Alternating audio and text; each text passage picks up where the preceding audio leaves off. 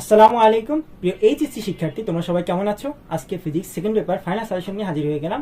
আমাদের প্রথম আছে চ্যাপ্টার 1 তাপগতিবিদ্যা। এখান থেকে তোমাদের মোস্ট ইম্পর্টেন্ট একটা কোশ্চেন হলো, আমাদেরকে বলবে যে -5 ডিগ্রি সেলসিয়াস থেকে ধরো কথা কথা বরফ থেকে হচ্ছে না আমাদের +50 ডিগ্রি সেলসিয়াস তাপমাত্রায় মোট প্রয়োজনীয় তাপ নির্ণয় করতে বলবে। তারপরে আমাদের এখান থেকে মোট এন্ট্রপির পরিবর্তন নির্ণয় করতে বলবে বা এন্ট্রপির পরিবর্তন নির্ণয় করতে বলবে। আবার এখান থেকে পরিবেশ বান্ধব কিনা বা কতটা শৃঙ্খল, হ্যাঁ, সব এন্ট্রপির সাহায্যে এগুলো বের করতে পারি। রুদ্ধতাপীয় প্রক্রিয়ায় ও সমষ্ণ প্রক্রিয়ায় কৃতকাজ সমান হবে কিনা এটা বের করতে বলবে।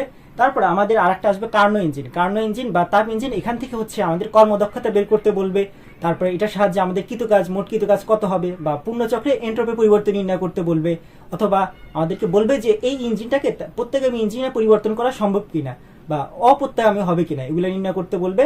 প্লাস আরেকটা জিনিস, রেফ্রিজারেটরের ক্ষেত্রে আমাদের কার্য সম্পাদন সহগ নির্ণয় করো, কর্মদক্ষতা নির্ণয় করো, এগুলো বের করতে বলবে। তারপর আমাদের বলবে যে কোন একটা ইঞ্জিনের ক্ষেত্রে আমাদের কর্মদক্ষতা কতগুণ বাড়ালে আমাদের কি পরিবর্তন করতে হবে। অথবা আর একটা জিনিস আসতে পারে যে কর্মদক্ষতা 20% বাড়াবে অথবা 10% বাড়াবে, অথবা এটাও দিতে পারে যে 10% কমালে কি হবে, আমাদের এগুলো বের করতে বলবে। তারপর আমাদের গ্রাফ থেকে কাজ নির্ণয় করতে বলবে। তারপর আমাদের এরকম লেখচিত্র থেকে বুঝতে হবে যে আমাদের কোন দিকে ডিরেকশন দেওয়া আছে, আমাদের ডিরেকশনের উপর ভিত্তি করে আমাদের কার্নো ইঞ্জিন বা তাপ ইঞ্জিন বলবো। তারপর রেফ্রিজারেটর ইঞ্জিন এটা শনাক্ত করব। তারপর তাপ গ্রাহকের তাপমাত্রা, তাপ উৎসের তাপমাত্রা, তাপ গ্রাহকের তাপ উৎসের তাপ, এগুলো বের করতে বলবে। 3 মাসের জন্য আসে আরেকটা জিনিস আছে যে তাপগতিবিদ্যা প্রথম সূত্রকে সমর্থন করে কিনা অথবা অন্তস্থ শক্তির পরিবর্তন নির্ণয় করো।